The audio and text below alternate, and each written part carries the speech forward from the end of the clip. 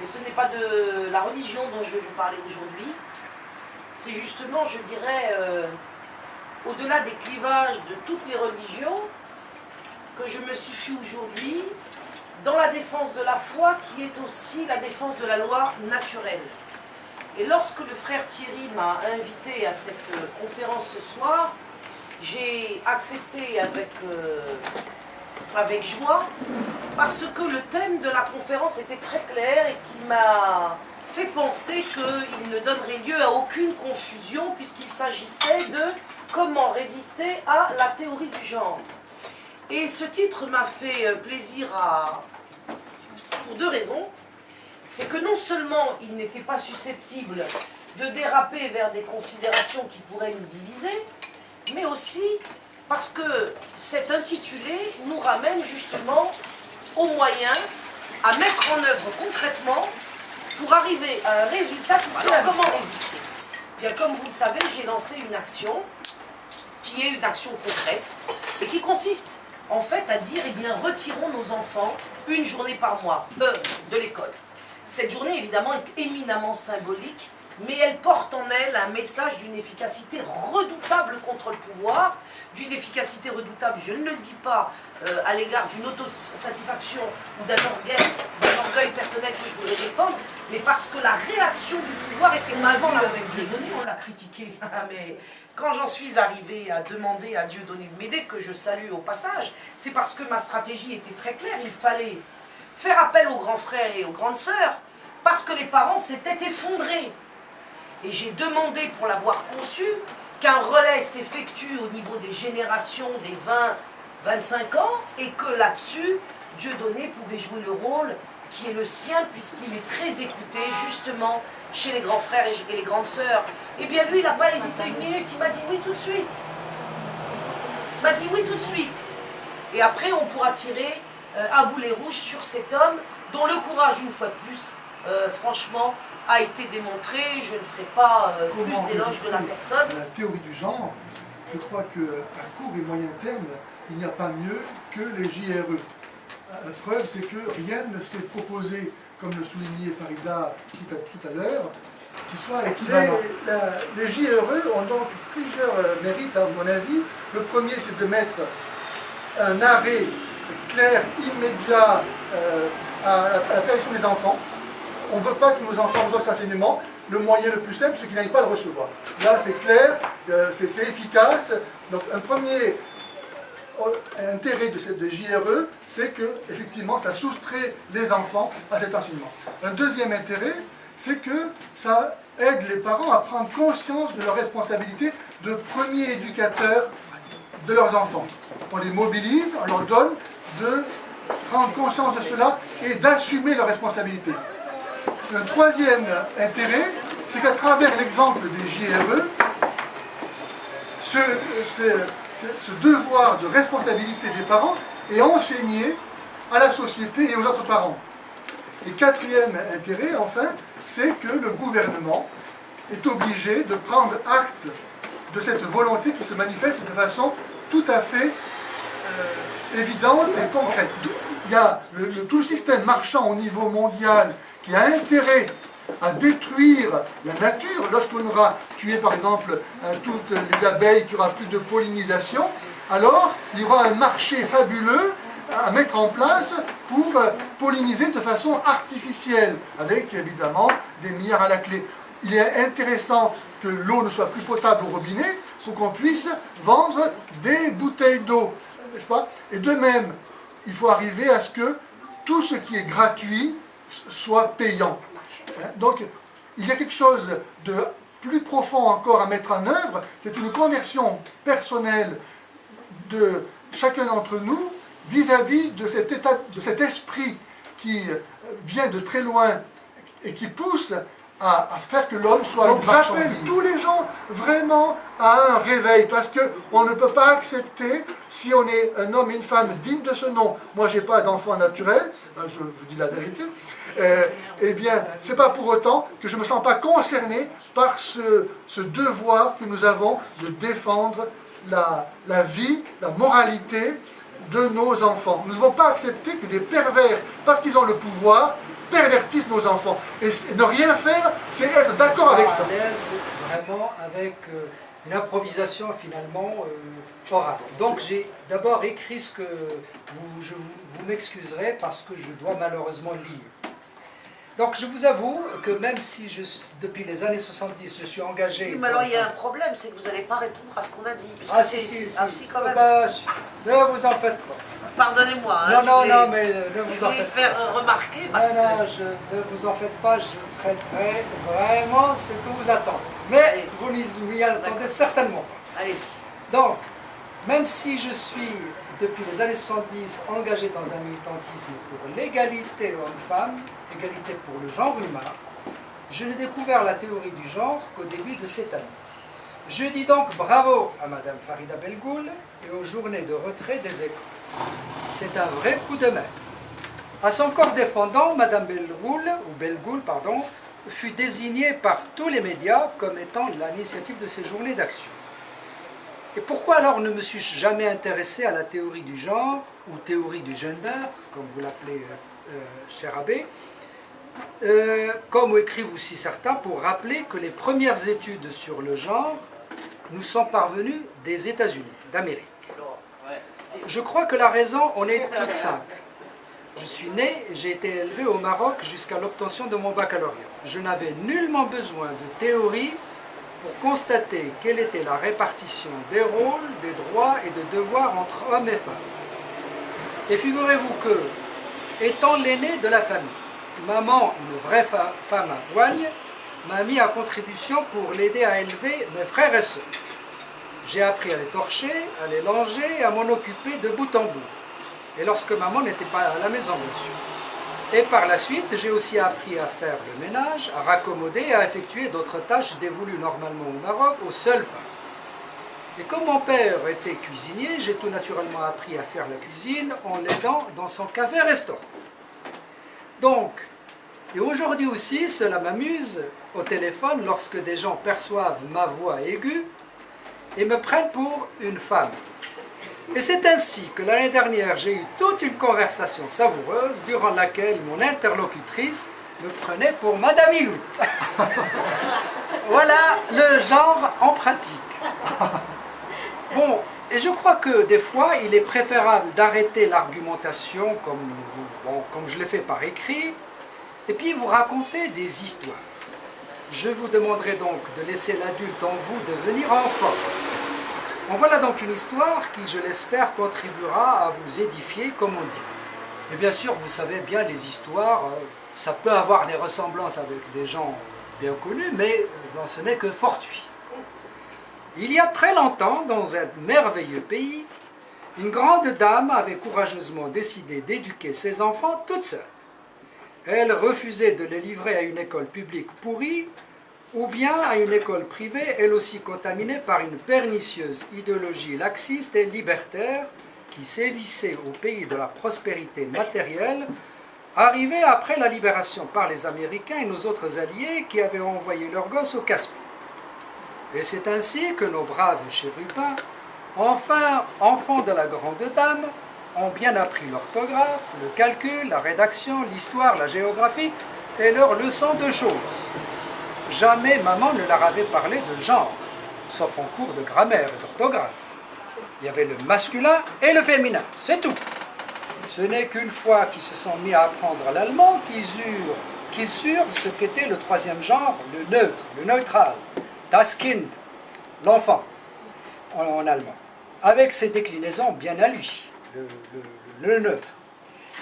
Les enfants étaient sages, obéissants et avaient fait des progrès fulgurants. Notre grande dame n'était pas peu fière. Elle avait raison d'être satisfaite du travail bien accompli, aussi bien à la maison qu'à l'extérieur. Madame n'étant pas fortunée, elle gagnait sa vie à la sueur de son front, en dehors du foyer. Alors, les enfants ont grandi et voilà qu'était venu le temps où il fallait parfaire leur éducation par les voyages. En tant que professeur attaché aux humanités, maman pensait que le voyage d'Italie s'imposait. Les enfants ont donc effectué un voyage classique à Rome et à Florence. C'est de ce voyage que la fille et le garçon sont revenus avec des photos souvenirs, mais aussi tout transformé. Ils s'allièrent d'une tendre amitié avec des jeunes de leur âge.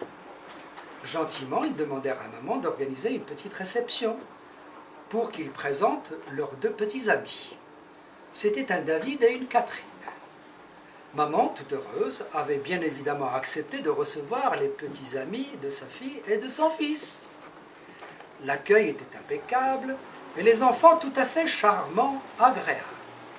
À la cuisine, maman prend à part son fils et lui dit « Ton amie Catherine est magnifique !»« Mais maman, c'est la copine de ma sœur !»« Ah, je vois, c'est grâce à ta sœur que tu as fait sa connaissance. »« Mais non, maman, tu ne comprends rien à rien. »« Comment ça? Que dois-je comprendre à quoi? »« Mon petit ami, c'est David. Catherine est l'amie de ma petite sœur. Tu comprends ça? » C'est la première fois que notre grande dame perd connaissance. Depuis, elle ne sait plus à quel saint se vouer. Elle en appelle à tous les dieux. Ses lamentations sont devenues œcuméniques. Mais qu'ai-je fait à Yahvé, Jésus, Allah, pour que ça tombe justement sur moi? Depuis ce temps-là, notre grande dame ne peut plus voir les David en peinture et les Vénus en marbre, ou plutôt le contraire. Le choc esthétique qui avait frappé sa progéniture de façon croisée était totalement inattendu. Et elle ne savait plus qui était réellement responsable de l'éducation sentimentale et sexuelle de nos chérubins. Était-ce les rabbins, la maîtresse d'école, l'imam, monsieur l'abbé, la sœur accompagnatrice du car, ou bien le père à la maison, bizarrement absent dans ce récit? Et pour conclure, comme le faisait ma mère, je vous dirai: la rivière a emporté notre conte, et nous voilà seuls parmi vous, braves gens. Enfin, aujourd'hui, en France, je n'ai pas besoin de théories empruntées aux Amériques pour vous expliquer quelle est la différence entre le féminin et le masculin qui me pose problème à moi et contre laquelle je me bats pour que la France reste ce qu'elle a toujours été, un creuset de fusion.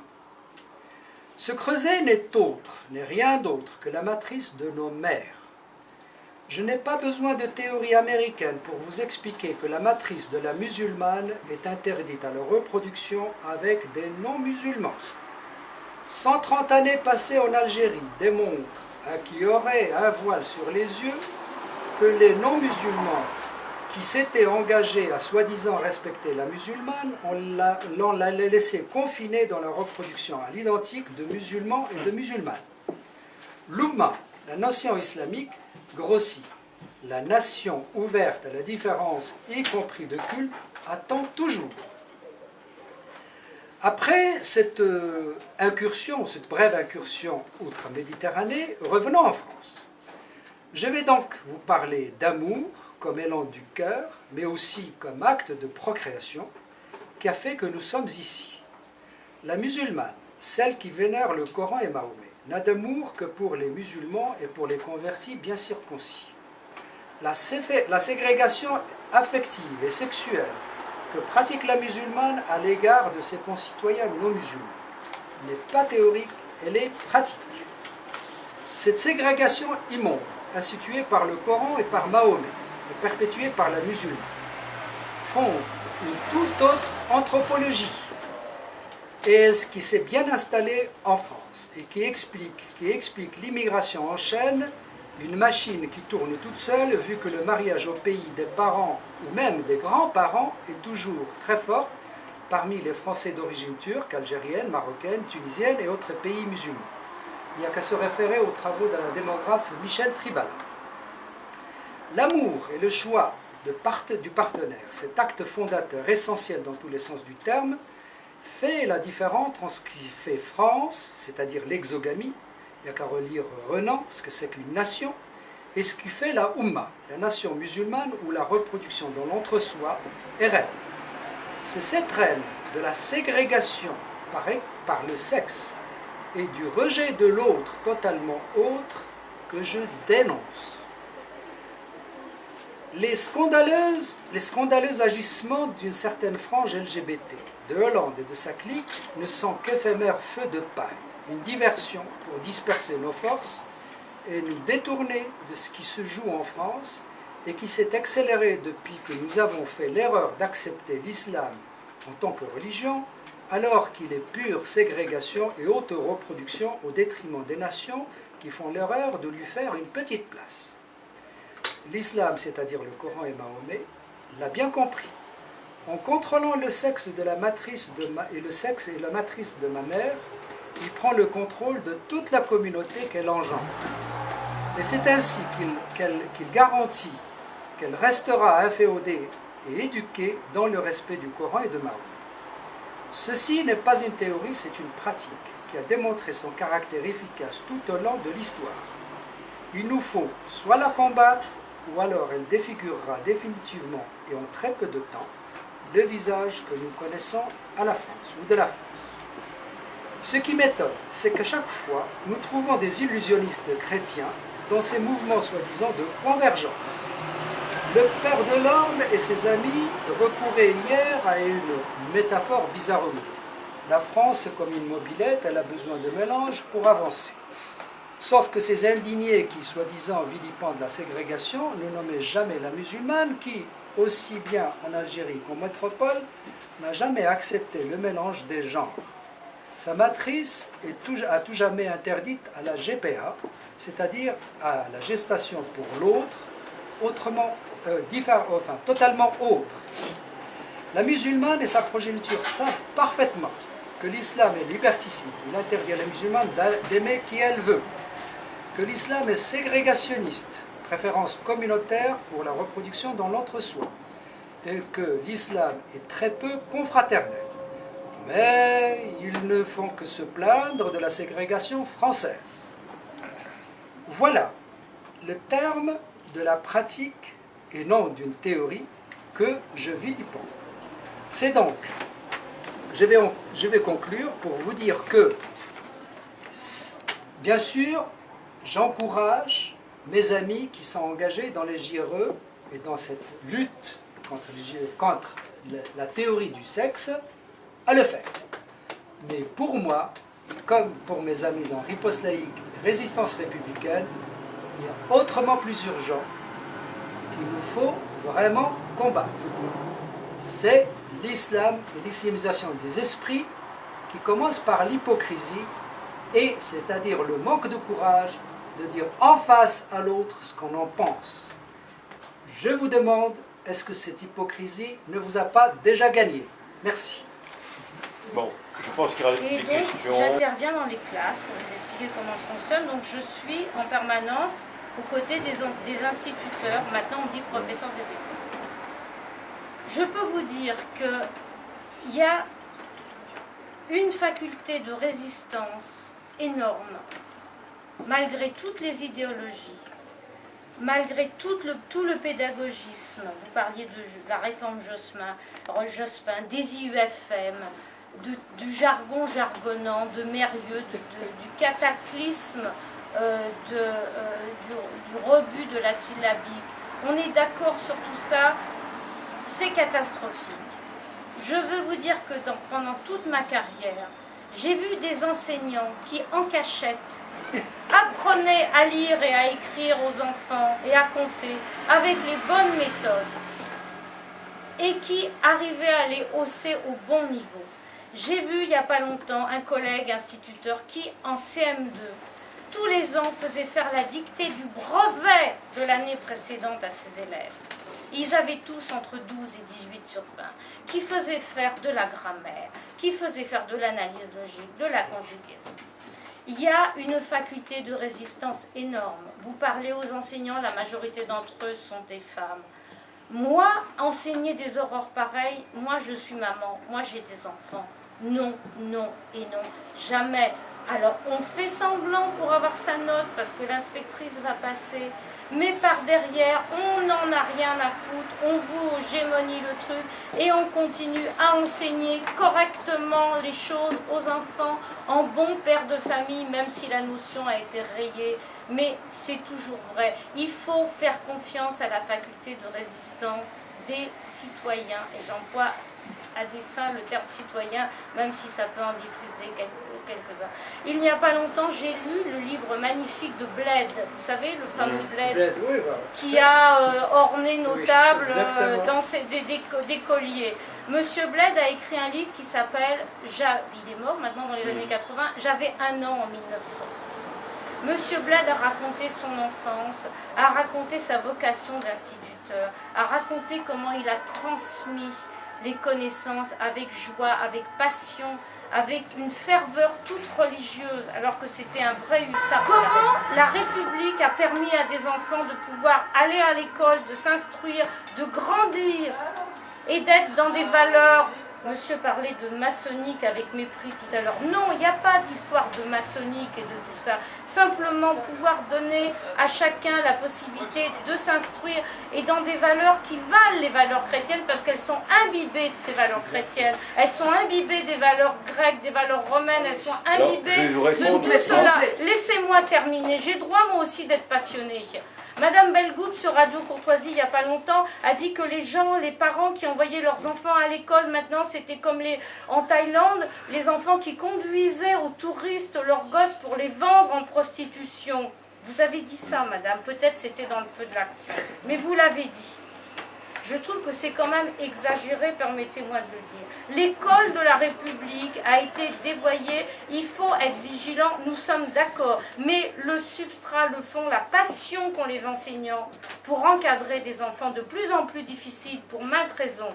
Les enfants issus de l'immigration, quand vous avez des petits gosses qui viennent à la maison, on ne parle que bambara, ou on ne parle qu'un arabe des cités, wesh wesh, etc.